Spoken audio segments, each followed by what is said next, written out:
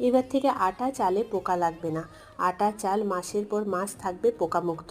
চালে অনেক সময় ছোট ছোট কালো কালো পোকা হয় এবং আটার মধ্যে সাদা পোকা হয়। সেগুলো ম্যাক্সিমাম সময়ে বর্ষাকাল বা শীতকাল এই সময়গুলোতে বেশি হয়ে থাকে। তাই যখনই চাল রাখবেন, শুকনো লঙ্কা, তেজপাতা এবং লবণ সব কিছু ভালো করে মিক্স করে একটা স্টিলের কৌটোর মধ্যে চাল রাখবেন। আটার ক্ষেত্রেও সেম পদ্ধতিও করতে হবে।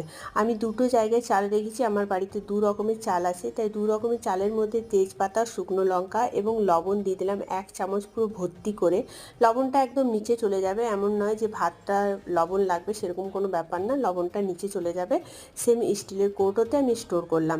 তারপরে আটাটা সেমভাবে স্টিলের কৌটোর মধ্যে নিয়ে নিলাম এবং তার মধ্যে শুকনো লঙ্কা, তেজপাতা দিয়ে দিলাম। আর যে লবণটা আমি দেবো সেটা এমনি ডাইরেক্ট আটার মধ্যে দেবো না, কারণ আটার সঙ্গে মিক্স হয়ে যাবে। তাই লবণটা একটা লাল কাপড়ের মধ্যে বেঁধে আটার মধ্যে দিয়ে দেবো।